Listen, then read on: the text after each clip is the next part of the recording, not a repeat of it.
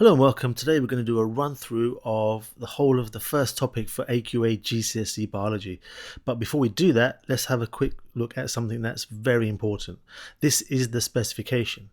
If we look at a part of the specification, this is just page 23 that I have chosen. It's a bit about osmosis. This tells you everything you need to know, learn and remember for the topic of osmosis. And the reason why it's so important to follow the specification is because if you look at the mark schemes from past papers, this is a mark scheme from a past paper about osmosis. On the right hand side, you may not have noticed these, but there are some numbers, and these numbers actually are specification reference points. So if you look at the topic of osmosis, this mark scheme tells you exactly where in the specification this question came from. Now, if you look at the answer scheme here, this is the answer for a particular question about osmosis. What you will notice is that the terminology is very similar to what they have said in the specification. Now, that doesn't mean to say you have to memorize all the stuff or all the information in the specification. There are alternative ways of answering those questions that are acceptable. However, the specification is actually a very important starting point for when you're revising for your GCSE Science tests and exams. So the key and important thing to remember is that exam boards write exam papers from their specifications, not from revision guides, not from textbooks, but from the specification. Every single mark scheme that you will find for this current specification has reference points here to where the question came from in the spec. The second thing is this video is made from the specification, so I've taken all the spec points for the first unit, the first topic, and given the information about those. And if you want links to the GCSE Science specifications, you can get them in the description below. So let's get started. Remember, this is a quick review and revision of this whole unit. We're starting with cell structure. So in terms of cell structure, we have our eukaryotes, and our eukaryotes are animals and plants. Here is a cell from an animal, and here is a cell from a plant. We need to know the labels for each of these. They both have a nucleus. The job of the nucleus is to control the cell activities. Remember, it also contains DNA, which is for protein synthesis, which we'll look at later. The cytoplasm, this is where chemical reactions take place. The cell membrane, we can see, is on the outside of the animal cell and just inside the grey cell wall on the plant cell. This controls what goes in and out of the cell. We often call it partially permeable. We then have these parts here that are very tiny, so I've magnified further. The top one here is the ribosomes. These make proteins from amino acids called protein synthesis, and these are mitochondria. They release energy by respiration. Remember not to say produce energy. Do not say produce energy. They release energy by respiration. These are too small to be seen with a light microscope. We need something called an electron microscope, which we'll look at shortly. Plant cells only have a cell wall, which is for strength and support, and it's made of a substance called cellulose. This is the sap vacuole. This contains something called cell sap, a sugary solution. And this is a chloroplast. It contains a green substance called chlorophyll to absorb sunlight for photosynthesis. All these parts are referred to as subcellular structures. Let's take a look at the prokaryotes. These are usually bacterial cells. They have no nucleus, they have no mitochondria. In fact, they don't have any subcellular structures that have a membrane. Here is a diagram of a prokaryotic cell. Lots of labels we know already. The cytoplasm, where the chemical reactions take place. These are ribosomes, which make proteins from amino acids. This is the cell membrane, which controls what goes into and out of the cell. This is the cell wall. This is for strength and support. This is not made of cellulose, but its job is for strength and support. It's called the cell wall. This is what's called circular DNA. This is the DNA of the prokaryotic cell. And this controls the cell activities, makes proteins for the prokaryote. And this is what's called a plasmid, a small ring of DNA that's separate from the main DNA, contains a few genes. We also need to know the relative sizes, in other words, the sizes in comparison to each other. Approximately 10 micrometers for our animal cell, approximately 50 micrometers for our plant cell, and about 5 micrometers for our prokaryotes. This is just to give you an idea of the size of each of these in comparison to each other, and these are rough values for the sizes of these cells. Next, we're going to take a look at cell differentiation and specialization. Cell differentiation. Let's start at the beginning. Here, a sperm cell is fertilizing an egg cell. Here in plants, we have a pollen grain fertilizing an egg cell. This results in a small ball of cells, and these are undifferentiated cells. These can then go by a process of cell differentiation to make specialized cells. In animals, a common set of specialized cells are nerve cells, muscle cells, and sperm cells, and of course lots of others. In plants, we have xylem, phloem, root hair cells, and of course lots of others in plants as well. In animals, when these specialized cells divide, it's usually for repair and replacement of those cells. These cells cannot differentiate into any other kind of cell once it's already differentiated into those specialized cells. With plants, many plant cells do keep the ability to differentiate into any other type of plant cell. Let's take a look at some specialized cells in humans. This is a nerve cell. This part of the cell is called the cell body, contains the cytoplasm and all that stuff. Here we have dendrites. These connect to other nerve cells. This is the axon, and the axon is down the center of that blue region there. It's a long projection that carries impulses around the body along the nerve cell.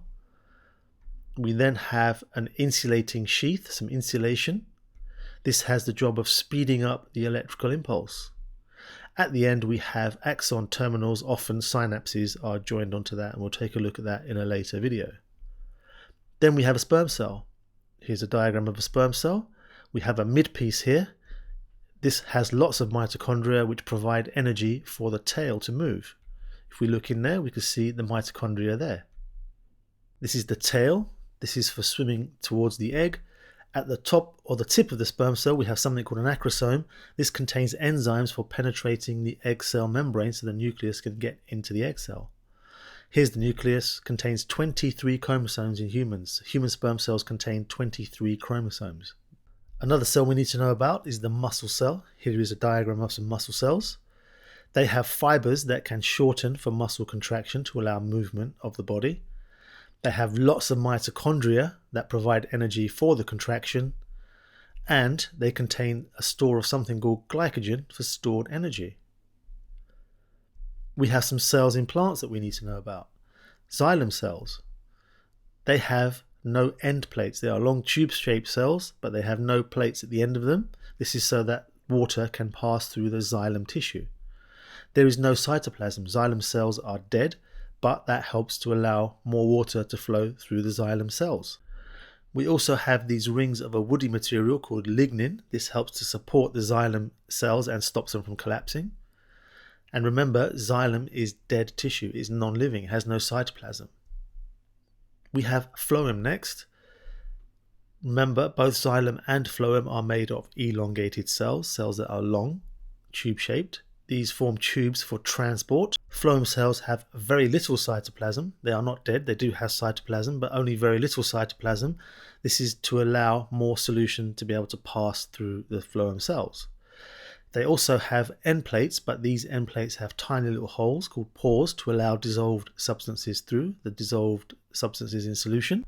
They also have these cells called companion cells. These provide energy for the transport of the sugars in the solution passing through the phloem. We have root hair cells. These are found on the surface of roots. They have lots of mitochondria to provide energy for active transport. There's our mitochondria. And they have a large surface area for the maximum absorption of water and mineral ions. So these are the types of cell that we need to know about. Next, we're going to take a look at microscopy. Microscopes started off being very simple. A few hundred years ago, they were just very simple devices. Over time, they developed into slightly more complex devices like the light microscope that you might see in school. And after a further amount of time, we've developed even better microscopes, for example, electron microscopes. The differences are, however, that the simple microscope would have low magnification and the electron microscope actually has very high magnification. The simple microscope has a low resolving power, whereas the electron microscope has a high resolving power. What's the consequence of that? Well, electron microscopes, with their higher magnification and higher resolving power, provide images with higher resolution and higher magnification. This has enabled biologists to see and understand many more subcellular structures, for example, mitochondria and ribosomes. Next, let's take a look at the scale and size of subcellular structures. We deal with sizes in millimeters, in micrometers, and in nanometers. Millimeters are 1,000th of a meter, micrometers are 1,000th of a millimeter, and nanometers are 1,000th of a micrometer. If we want to convert millimeters into micrometers, we times by 1,000.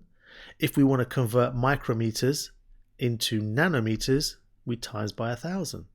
If we want to go the other way, convert nanometers into micrometers, we divide by 1,000, and going from micrometers into millimeters, again, we divide by 1,000.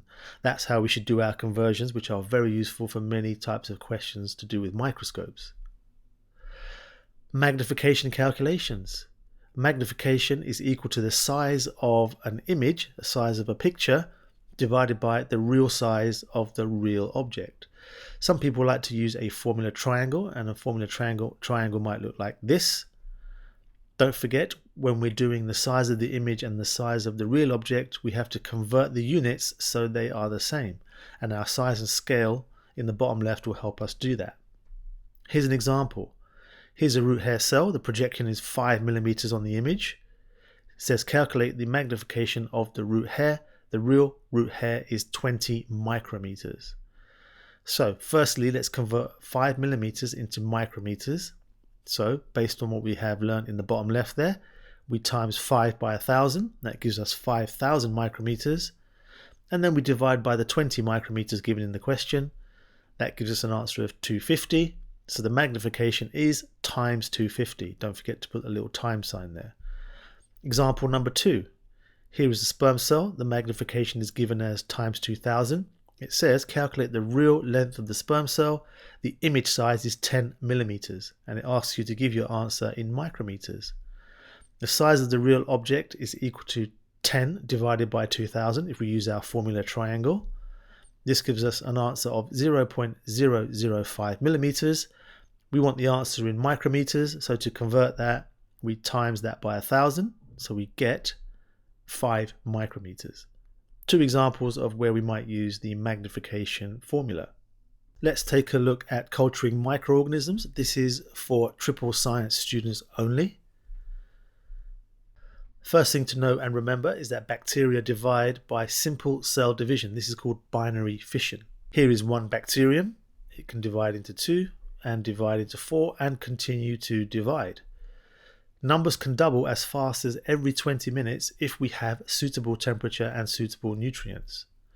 Nutrients include things like glucose for respiration for energy, and amino acids for proteins, which are for growth, and mineral ions for other functions in the cells. Here's an example. A colony of bacteria contains 200 bacterial cells. Doubling time is 20 minutes. How many cells are present after 4 hours? Here's your answer. Bacteria double 3 times per hour if they are doubling every 20 minutes.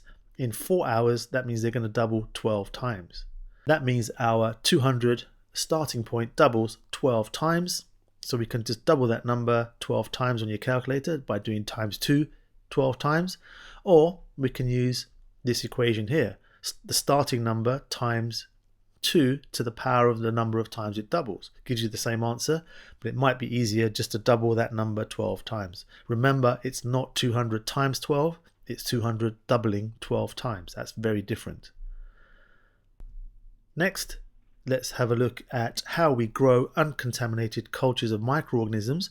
This is to investigate the action of antibiotics or disinfectants. Here is a Petri dish with some agar gel. Here is a sample of the bacteria that we want to grow.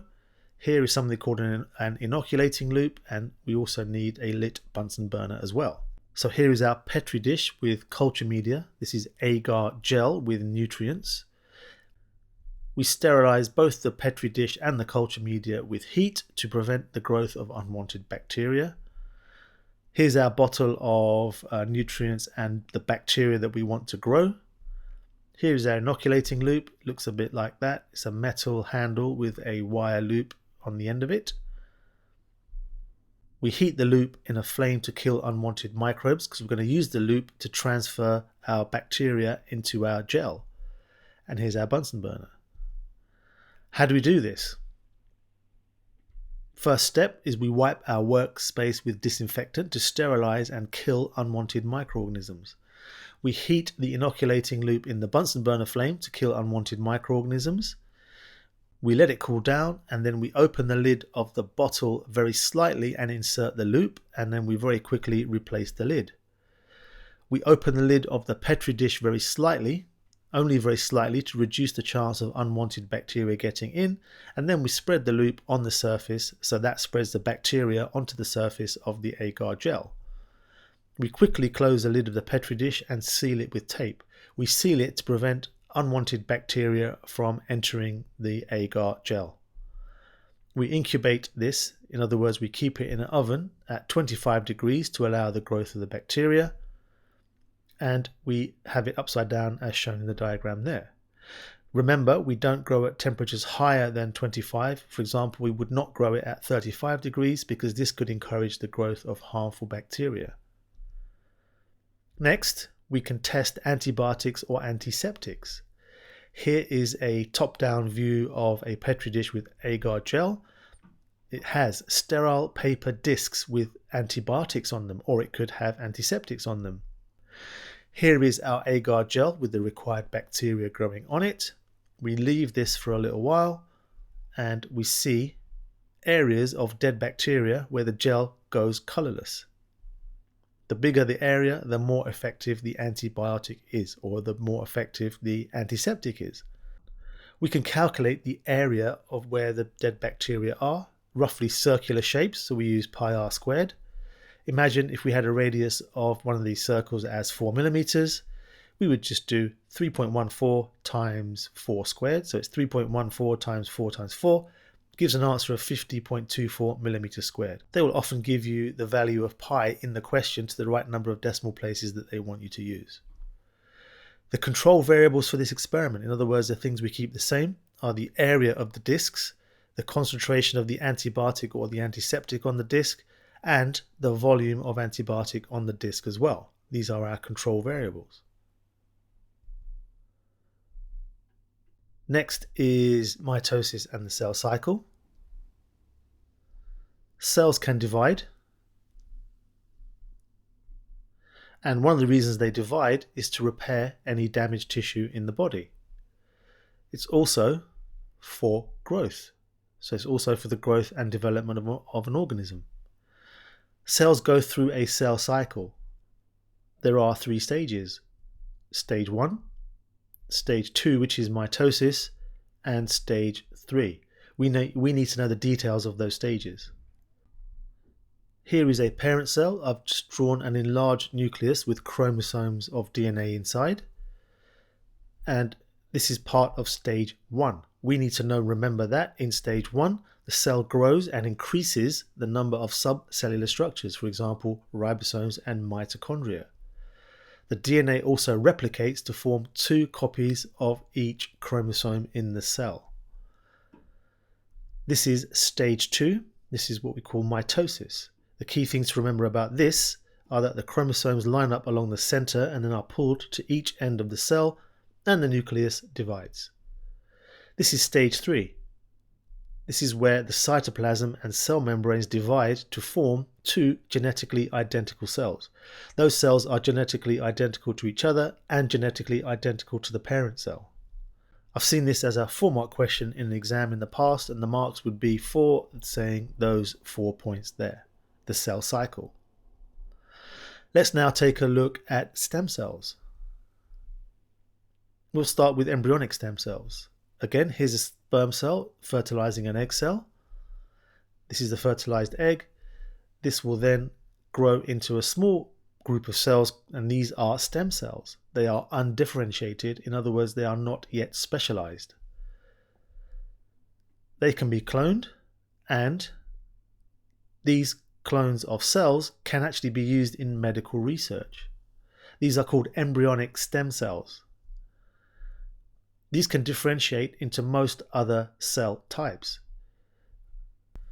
These specialized cells and tissues can be used potentially for medical treatment, for example, paralysis or diabetes. We can also find stem cells in adults. A common example is in bone marrow. So here is a bone. Inside the bone there is some tissue called bone marrow. These are stem cells from the bone marrow. These can differentiate as well, and they can differentiate into many cell types, mainly blood cells. These are 2 white blood cells. We have stem cells in plants, and they are found somewhere called meristem tissue. This is in the root and shoot tips and 1 or 2 other areas of the plant. These can differentiate into any plant cell throughout the plant's lifetime. There are some examples there that we've already looked at, but also stem cells from meristems can also be used to clone whole plants quickly and economically. This is so that rare species can be cloned to protect them from extinction, or plants with special features can be produced in large numbers. For example, nice or attractive flowers. We can produce those in large numbers using stem cells from meristems. Now we go back to humans, something called therapeutic cloning. This is when we have a patient body cell removed, often a skin cell. We have a human egg cell, and what we do is we remove the nucleus from the patient body cell. There's the nucleus with all the DNA inside it, and we discard the rest of the cell. We remove the nucleus from the human egg cell, and we discard that nucleus, and what we do is we place the patient body cell into the empty human egg cell. This is the patient nucleus inserted into the egg cell. This can be cloned, and it produces stem cells. These can be made to differentiate through differentiation to make specialized cells and tissues for medical treatment. The big advantage of doing it this way is that the tissues that are made for treatment are not rejected by the patient. There is a negative. You can potentially transfer viral infections, and some people have moral or religious objections to this kind of procedure. These are the key things we need to know about stem cells, adult stem cells in plants, and something called therapeutic cloning.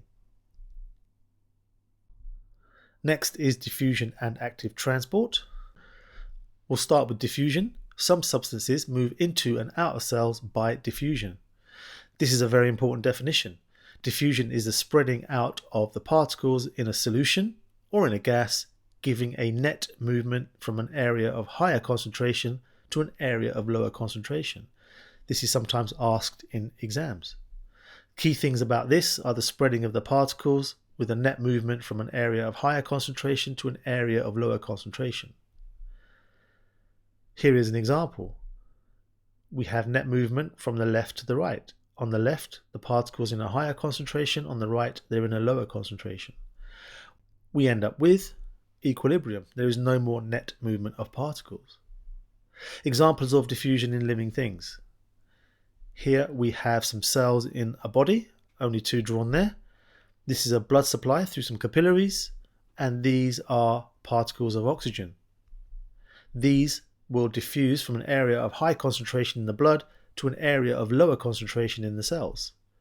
That's oxygen diffusing into the cells from blood. The cells produce carbon dioxide in respiration. We can see there's a higher concentration of carbon dioxide particles in the cell, so they will diffuse out into the blood. That's another example of diffusion in living things. A waste product called urea is made in cells, and this also diffuses out of cells. Factors that affect the rate of diffusion.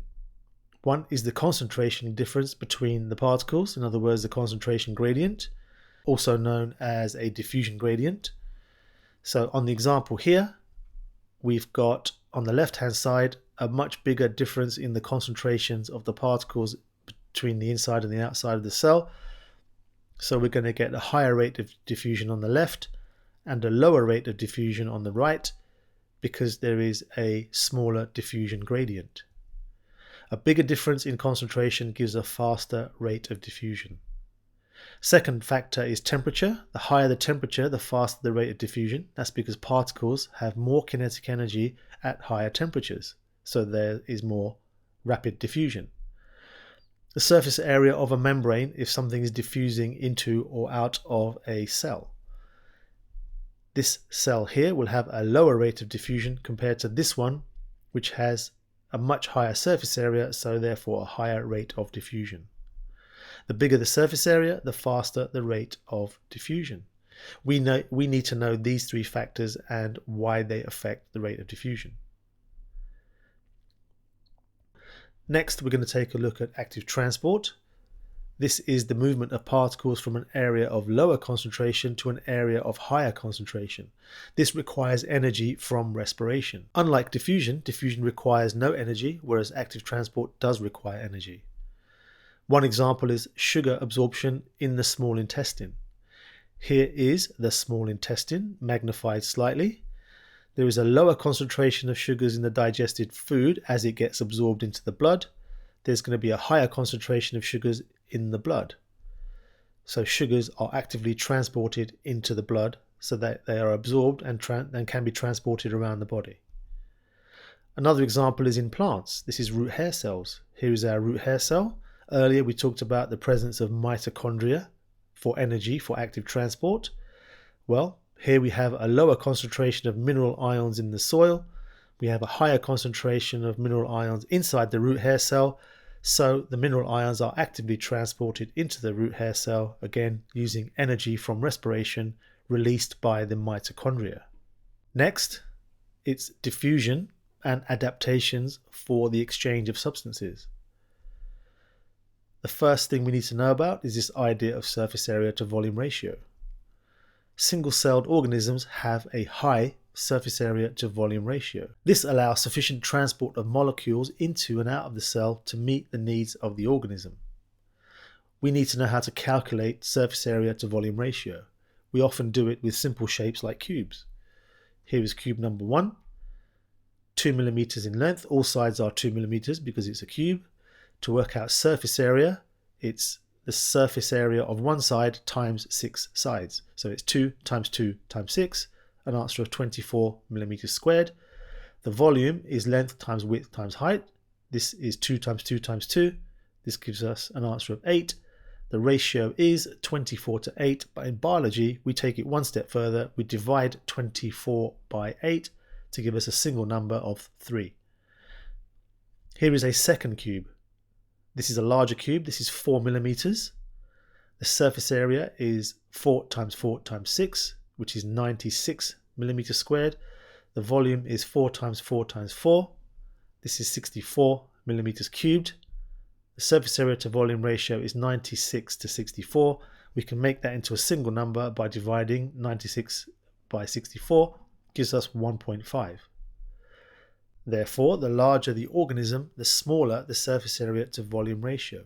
You could do some more calculations with bigger cubes to see that this actually is the case.